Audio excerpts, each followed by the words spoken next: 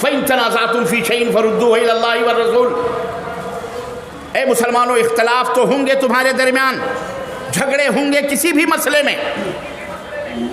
آپس میں ٹکراؤ ہو سکتا ہے،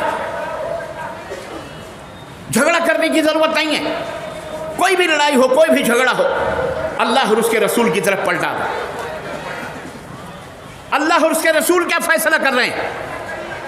جو دربار رسالت سے فیصلہ آ رہا ہے، دربار خداوندی سے فیصلہ آ رہا ہے، اپنے سروں کو جھکا دو، وہی فیصلہ تمہیں قابل قبول ہو رہا ہے۔ جھگڑا کرتے ہو، اختلاف کرتے ہو، آپس میں مسجدیں بانٹ لیا تم نے۔ یہ رمضان المبارک کا مبارک مہینہ آ رہا ہے، دروازے پر یہ ماہ مبارک دستک دے رہا ہے، بالکل یہ انتہائی معزز اور محترم مکرم مہمان ہمارے دروازے پر دستک دے رہا ہے۔ رب کی خیرات، برکات، نعمتیں، جس کی راتیں، جس کے دن اللہ تبارک و تعالیٰ نے مکرم اور محترم بنا دیے۔ اللہ اکبر، وہ ہمارے دروازے پر کھڑا ہوا ہے، دستک دے رہا ہے۔ آج ہمیں اس کا استقبال کرنا ہے، ہمیں اسے ویلکم کہنا ہے، اس کو سواگتم کہنا ہے۔ اس کا سواگت کرنا کیسے کریں گے آپ؟ تراویح 20 رکعتیں کی 8 رکعتیں، پمفلیٹ چھاپیں گے، کتابیں چھاپیں گے، لڑائیاں کریں گے، ابھی سے لڑائیاں شروع ہو جائیں گی، ہے کہ نہیں؟ شیطان ایسے آگ لگائے گا، پمفلیٹ بازی ہوگی اس مسجد میں، اس مسجد میں، وہ مولوی تقریر، وہ مولانا، وہ فلاں 20 رکعت تراویح ہے، 8 رکعت تراویح ہے، 11 رکعت تراویح، لڑیں گے بھیڑیں گے، عبادت گئی ادھر کی ادھر، صرف فتنے فساد۔ یہ ہے اس معزز مہمان جو اللہ کا بھیجا ہوا، جس مہینے میں قرآن نازل ہوا، شہر رمضان الذی انزل فیہ القرآن، اس کا استقبال اس انداز سے کیا جائے گا۔ یہ رمضان کا مہینہ ہے جس کے اندر قرآن نازل ہوا۔ اللہ اکبر، یہ رمضان کا پورا مہینہ سید الشہور، تمام مہینوں کا سردار کہلایا جانے لگا۔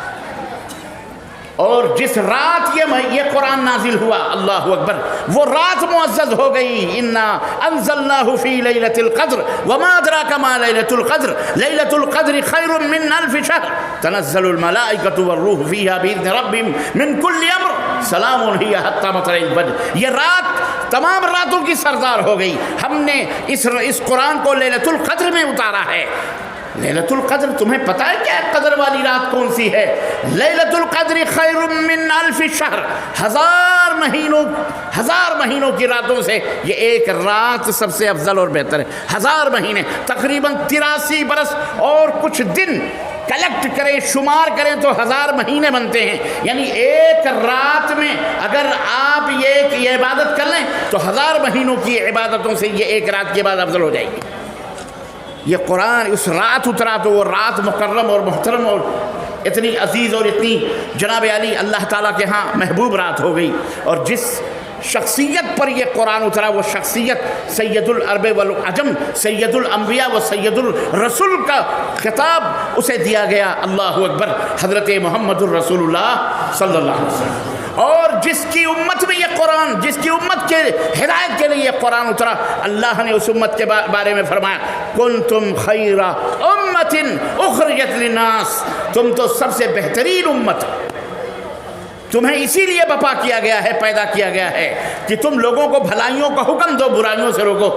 آج برائیوں کے حکم، برائیوں، یہ رمضان کا مہینہ آنے والا ہے، تیاری کرو میری ماؤں بہنوں بیٹیوں اور میرے دوستوں، تیاری کرو اور اچھے ڈھنگ سے تیاری کرو۔ یہ نہیں کہ اچھے اچھے کپڑے، اچھے اچھے گھر، اچھے اچھے کھانے پینے کی چیزیں جمع کرو، نہیں،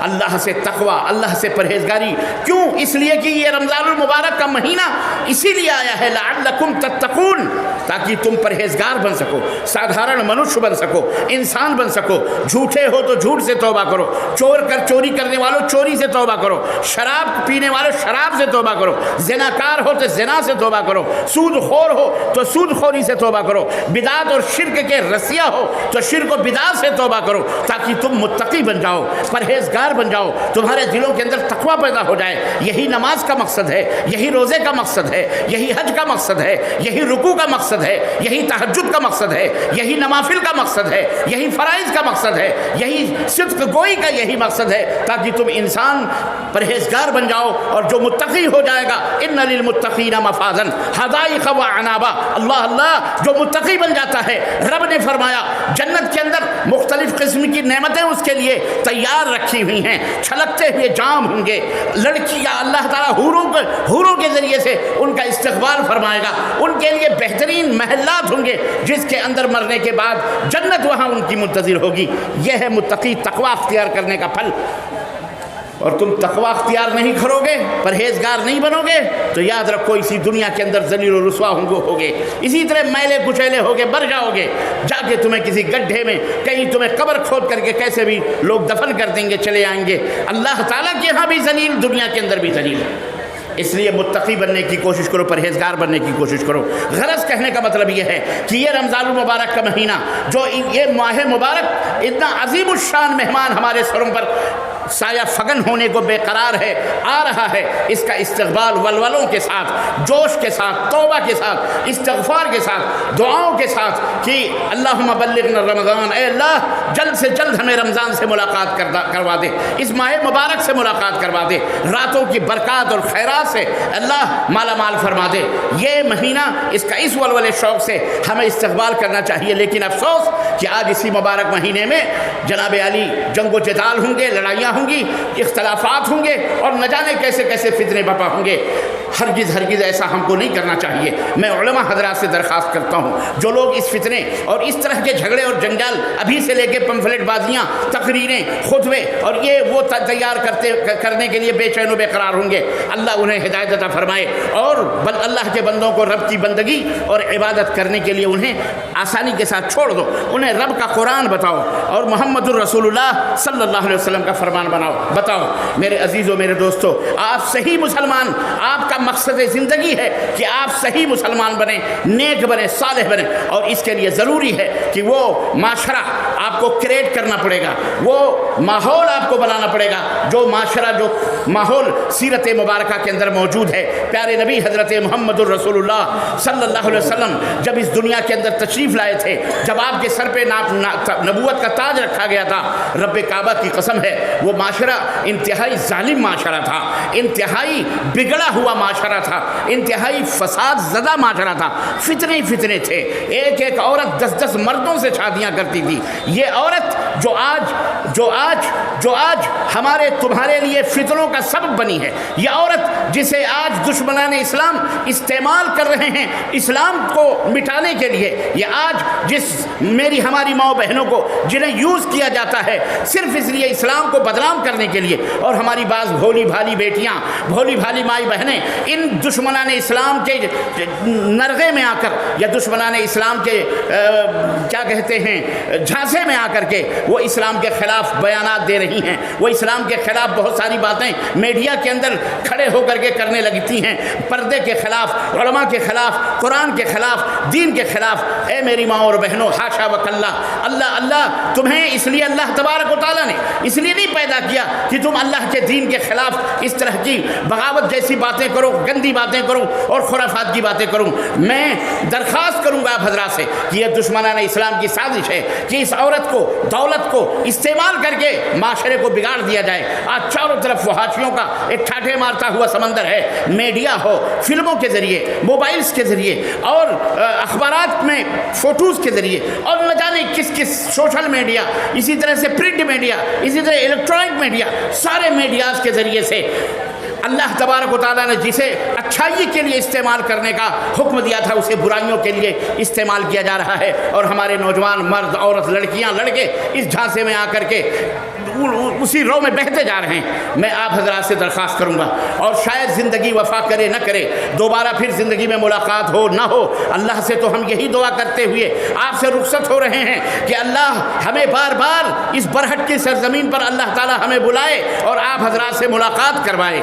آپ حضرات کا دیدار کروائے، آپ حضرات کی زیارت کروائے، اور اللہ تعالیٰ اس ادارے اصلاح المؤمنین کو، اور اسی طرح مدرسہ ام حبیبہ کو، اور اس کے منتظمین کو، اس کے کارکنان کو، اس کے شیخ الجامعہ سے لے کر کے ایک جھاڑو مارنے والے تک تک کو اللہ تبارک و تعالیٰ سلامت رکھے مولا، اور اس خدمت کے بدلے اللہ انہیں دنیا اور آخرت کی خیر و بھلائیاں عطا فرمائے۔ یہاں کے اساتذہ کو، معلمین کو، معلمات کو آج میں نے اپنی آنکھوں سے دیکھا، اللہ اللہ کلیجہ اتنا بڑا ہو گیا، خوشی و مسرت سے دل بلیوں اچھلنے لگا کہ ہماری بیٹیاں فارغ ہو رہی ہیں جو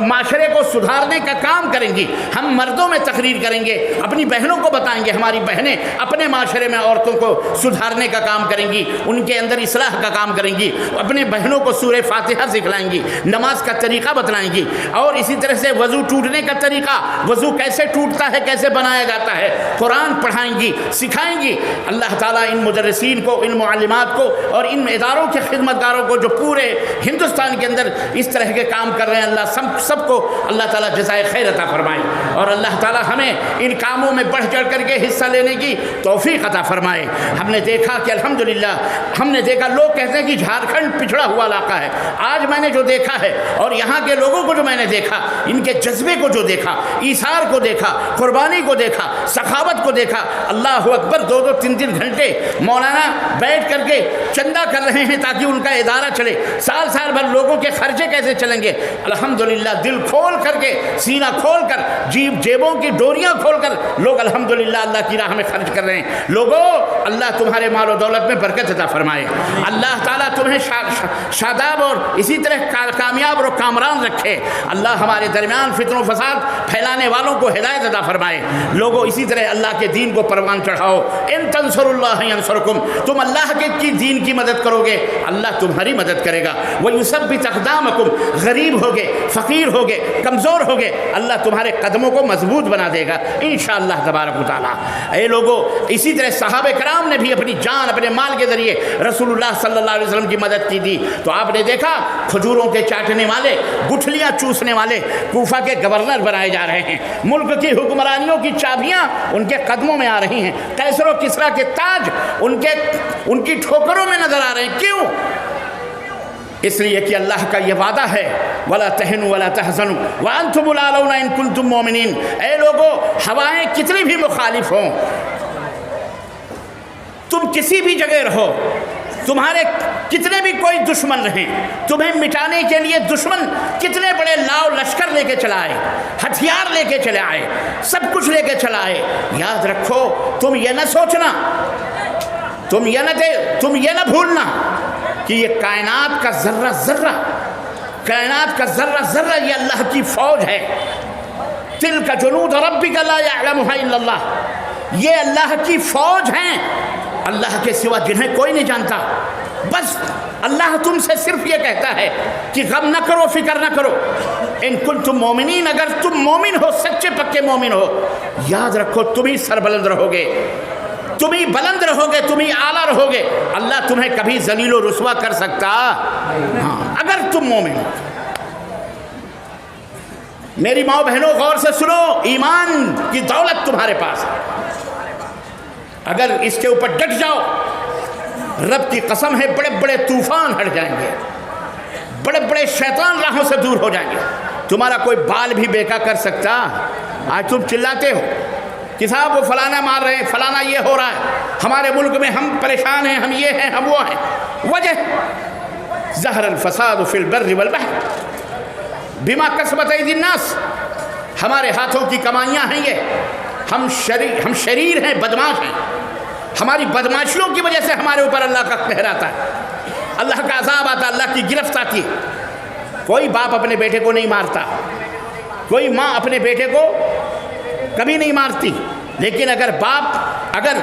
بیٹا سخت بدماشی کرے، حکم کی نافرمانی کرے، باپ کے سامنے شرارت کرے، باپ کے منع کرنے پر بھی وہ نہ مانے، باپ کی مخالفت کرے، ماں کی مخالفت کرے، کوئی بھی باپ اور کوئی بھی ماں صبر نہیں کرے گی، اسے کھینچ کے تماچا مارے۔